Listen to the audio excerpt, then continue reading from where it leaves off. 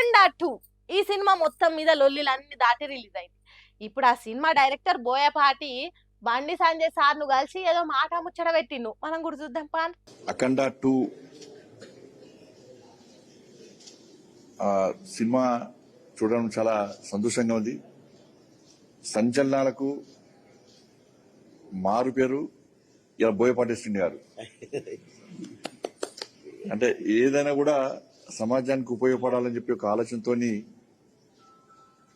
ఆ మూవీ తీయడం, నిజంగా వారికి ఆలోచన ఎట్లా వచ్చిందో, నిజంగా పరమేశ్వరుడే వారికి వాళ్ళు కూడా లీనమై వారితో తీయించడని నేను అనుకుంటున్నా మూవీ చూసిన తర్వాత.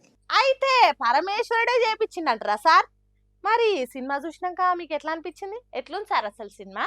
ఇన్ని రోజులు నా జీవితాన్ని, నా సమయాన్ని వృధా చేసుకున్నా, కనీసం ఇప్పటి నుంచైనా ఈ మిగిలిన జీవితాన్ని కూడా ఈ ధర్మానికి అర్పించాలి, ధర్మం కోసం పనిచేయాలి, ఈ దేశం కోసం పనిచేయాలని చెప్పి. అరే వా, ఏమన్నా డెసిజన్ తీసుకున్రా? ఇన్ని రోజులు మీరు ధర్మం కోసం పనిచేస్తలేరా అయితే? ఆహా, మీరే అన్నారు కదా సారు. మరి సినిమా హీరో బాలకృష్ణ గురించి ఏమంటారు? కాలేజీలో గాని, స్కూళ్ళలో గాని, ఫంక్షన్ లో గాని అంతకుముందు ఏం గిఫ్ట్ ఇస్తావు అని చెప్పి అడిగేవాళ్ళు. రేపు ఏం చేద్దాం అనేవారు.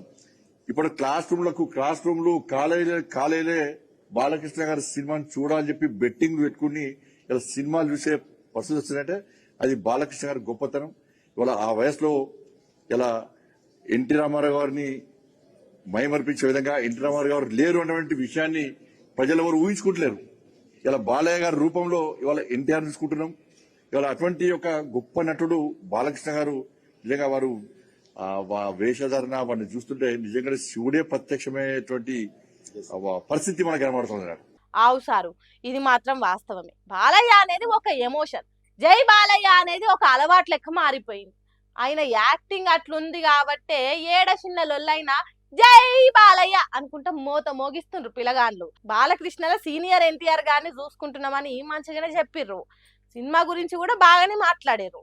కాకుంటే చూసుకోర్రి, మళ్ళా సరదాకే మీరు ఏదన్నా మాట్లాడితేనే ప్రతిపక్షాలు కాకులు గద్దలు కూరుకొస్తాయి. మీరు అందులో ఇంకా ఈ సినిమా చూసే ఇంకా ధర్మం దిక్కు నడుస్తా అది ఇదని అంటారు. తేడా కొట్టకపోతే అదే చాలు సారు. సరే, బండి సార్ చెప్పినట్టు ఇంకా సినిమా చూడని వాళ్ళు ఉంటే ఓ పారి చూడుండ్రి, ఎలా చూసుకొని.